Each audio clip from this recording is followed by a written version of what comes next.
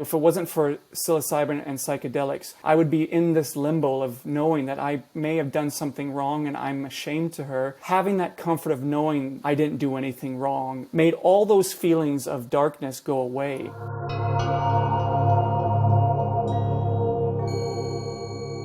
So what was my life like before psychedelics and a meaningful experience? Well, that's a great question. I grew up in middle to low income family in Vancouver.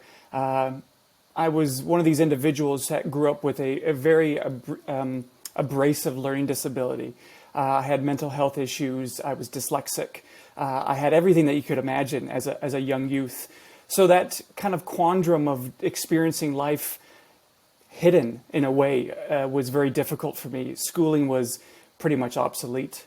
Very reluctant to build relationships with individuals because I always felt like an outsider, a very strong introvert.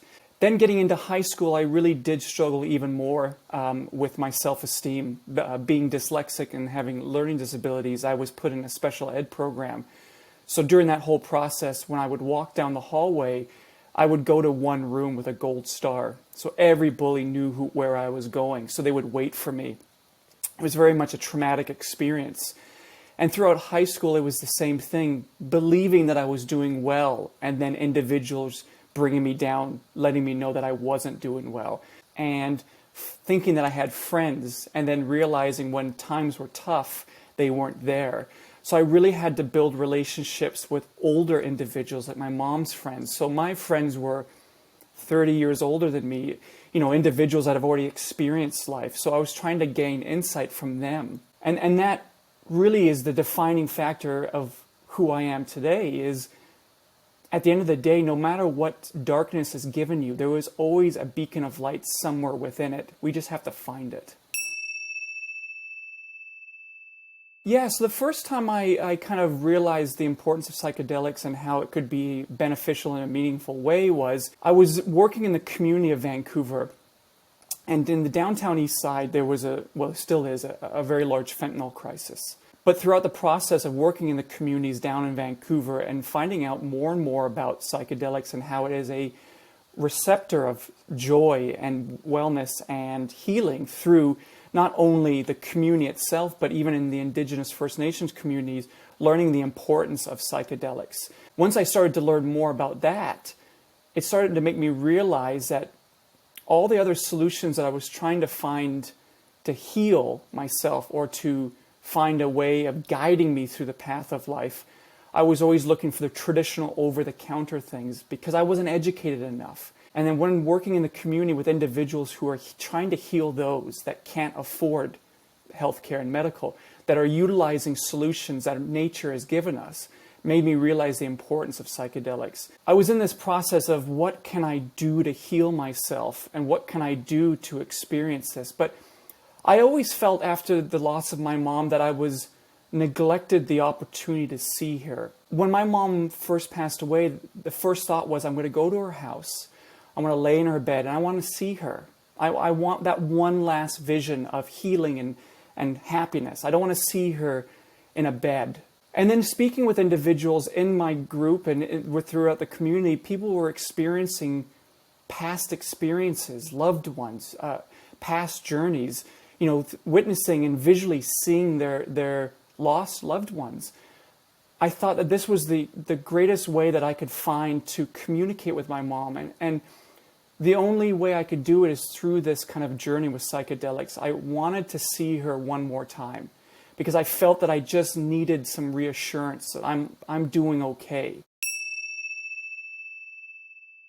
Yeah, so my experience with psychedelics began building a relationship with individuals that are utilizing psychedelics as a healing solution.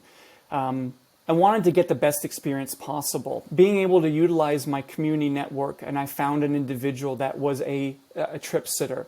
So a friend of mine said that this is an experience that would be very beneficial to you, but go with an open mind.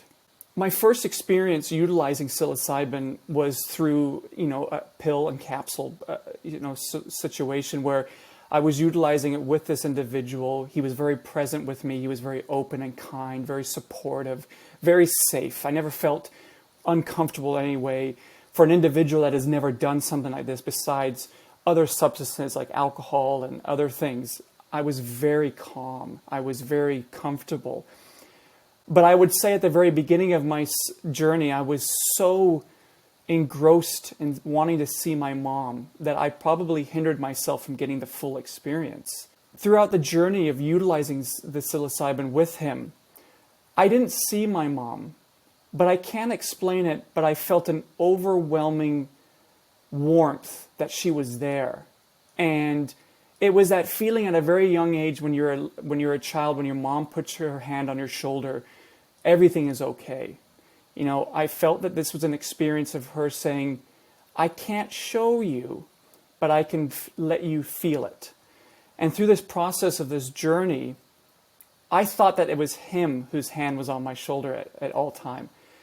When I kind of started to reawaken, become more present in that day and kind of wake myself up, I came to realize that he was nowhere near me, that experience of that feeling of my mom's hand was her. And at the end of this journey, I come to realize that I was never meant to see her, because at the end of the day, she will always be present in my voice, in my breath, in my heart, in my experiences, that I didn't need to see her. All I needed to know was that she was there. And psychedelics helped me find that, because I know for a fact that I would never get that solace, that comfort, without that support. Because technically, I needed a little bit more of a guidance. I was at the end of my path and I didn't know where to go. And psilocybin was that kind of tour guide to say, let's try this path. Let's experience this path. Because I was going on every direction that a spiritual GPS could take you, and I was always getting back to the same point. I didn't see her. I didn't witness her. So it's one of these things where psilocybin was that path on a GPS that said, this is the safest route with less traffic, no issues, it's smooth sailing. I finally found that GPS that was like, this is the right path. Having that comfort of knowing you weren't supposed to see me, but just know that I'm here, made all those feelings of darkness go away, because I needed that emphasis of knowing that she was there. And if it wasn't for psilocybin and psychedelics, I would be in this limbo of knowing that I may have done something wrong and I'm ashamed to her, and it wasn't meant to be.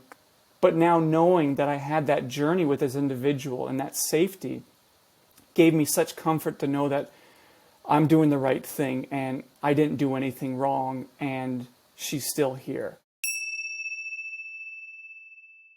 The biggest takeaway I take from this is at the end of the day, when we lose a loved one, when we lose an individual or someone that we care for, the greatest question that we have is, are they here with us? Are they present with us? Do we see them? Is this something that continues, or is it just a giant void of darkness? Psychedelics not only enhances our ability to experience our own present mortality, but it also allows us to experience others' mortality. And throughout that process of my own journey, I started to realize that we as a society are neglecting people to have this journey. To be able to allow someone a natural GPS direction to go through that process and to kind of go through those quandaries of what's next in a safe environment allows people to feel comfort after the loss of a loved one. How I integrated this into my life was knowing that this is something that I could utilize as a first aid kit. I kind of use it as a mental, spiritual wellness first aid kit. You know, we always go into the cabinet and look for Tylenol for a headache. I utilize microdosing with psychedelics as that tool of, I'm going through the process, I'm still grieving, I'm still having these emotions, but I just need some reassurance. And throughout the process of microdosing, I was able to do a daily experience. Now, it wasn't a lot, but it was enough to give me comfort. The one tool that I would recommend for individuals seeking psychedelic experiences is writing things down, or even drawing. The simplicity of drawing images that you see, experiences that you feel, these are important for myself to understand what I was going through. So whenever I have a hard day, I can look back and experience what I did in the past, and my past experiences with sitting, my past experience utilizing psychedelics. It's sort of like a dictionary of memories. And in some cases, just reading my experiences gives me comfort. Whether you're a writer or not, and trust me, I'm not a writer, and my writing is really bad, just being able to get the gist of what I experienced gives me comfort. And so it was very helpful.